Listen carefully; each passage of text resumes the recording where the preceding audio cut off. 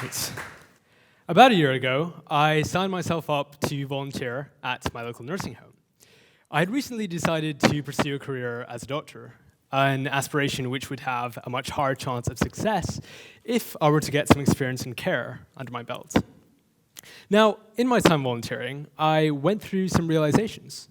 And because of those realizations, I've come here to tell you why I feel that we, as young people, need to stop viewing volunteering as this praiseworthy CV building activity, and instead is more of an expected social norm. But before I get into that, maybe I should first talk you through those realizations that I had. Now, many of you here will likely have quite bleak ideas of what a nursing home is like. The residents will be old and frail, reaching the end of their lives, either bedridden or on medication, regulated meals, the perpetual sound of coughing ringing through the halls, and so on. Now, I would love to say I'm standing up here to prove you all wrong, to let you know from my own experience that this view of nursing homes is the result of ignorance or misinformation, that, in fact, these places are actually a lot jollier than what the stories would have you believe. I can't, unfortunately. From everything I saw, much of the stereotypes ring true, as much as some of us would like to believe they don't. But I became very curious as to why this was the case.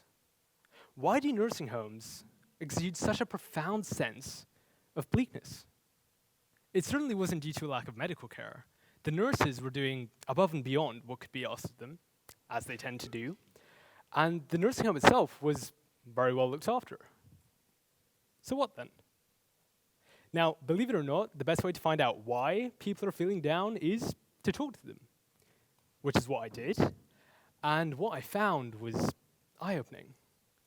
You see, all of the residents who I had thought were these brain-dead zombies that I'd looked in on during my introductory tour, well, it turns out they were actually just suffering the terrible effects of loneliness. Upon spending time with these people, I soon came to realize that many of the residents had very few visitors, which meant they had little to no social contact every day, especially those that were bedridden. Upon spending time with these people, I soon came to realize that many of the residents had very few visitors, which meant, firstly, that they had little to no social contact every day. The thing is, healthy social contact is essential. We need someone to express our thoughts to keep our minds stimulated. It's a basic necessity. The lack of this contact had led to these people becoming excessively reserved and inactive to the point of being depressed. Surprisingly, I was to find that this isn't even that uncommon. A recent study, quoted by Age UK, showed that depression and loneliness affects 40% of people in care homes. If this wasn't alarming enough, it was also found that people with high degrees of loneliness are twice as likely to develop Alzheimer's than people with low degrees of loneliness. To summarize, loneliness and depression in elderly people is a major crisis, not only for the older people themselves, but for our healthcare service as a whole. But how do we go about dealing with this crisis? Well, we have our base problem, which is the lack of social contact. And so, logically, our solution must be to increase this social contact. And while I recognize there may be systematic changes to the healthcare service that could potentially be implemented, we need to realize that as individuals, we can make our own direct impact by simply taking out the time to volunteer. We don't need to rely on our governments to take action for us. Each of us can make that difference ourselves. Even if it will be small, at least we'll be making one and taking that first step of progress. About 6 months into my volunteering, a woman I would often chat to, who I will call Jean, told me that her daughter had recently been diagnosed with cancer. Since Jean was bedridden and in need of frequent supervision, there was no way that she could go and stay with her child, and nor could she ask her child to come and see her without feeling like she was being a burden. Which sucks. And the most painful thing of all, when it comes to cases like Jean's, is there's not very much the care services can do to fix her situation. There definitely wasn't very much I, a volunteer, could do to enable this mother to be near her child through such a painful time. But what I could do with my handful of hours every week would be to listen, to offer support, to let Jean express her feelings to me, and to be her friend. I couldn't take her daughter's cancer away. I couldn't even enable her to be close to her daughter, but at least I was there for her. At least I listened. And fundamentally, that is what's key. Making anyone feel understood is as simple as taking the time to be present and exercising basic human empathy. And that skill, if you can call it that, is available to every young person. And we should use that skill, not only because it's the right thing to do, but because it's necessary. To the average person, charity will mean raising and donating money to help an organization fighting for a cause. But the bedrock of so many great causes, especially health and social care, isn't money. It's time and people. We need to stop being content with just cheering on from the sidelines through our donations, though they are important, and begin to take a far more active role in the causes that we can. And this can't be out of a desire to improve our own prospects, but indeed out of a sense of communal duty. Now look, it's very hard to care about matters that don't affect us. I realize that. I'm only up here talking to you about elderly care because of my personal experience with the issue. But then, elderly care will be a personal experience for most of us, won't it? Age UK predicts that by 2040, nearly a quarter of our population will be over 65.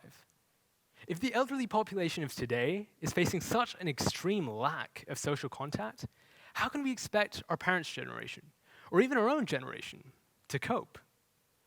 We need to start a major cultural shift if we want to see a society that supports each other.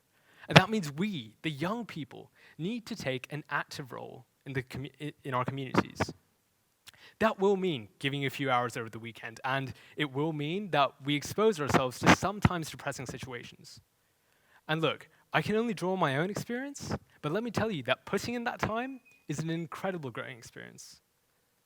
We all have base levels of empathy for the vulnerable people in our society, and it's fair to say a lot of us are good and well-meaning people. But we need this kind of exposure to really care, to drive ourselves to becoming truly committed not only to the intention of easing the suffering of others, but to the actual action of it. Thank you.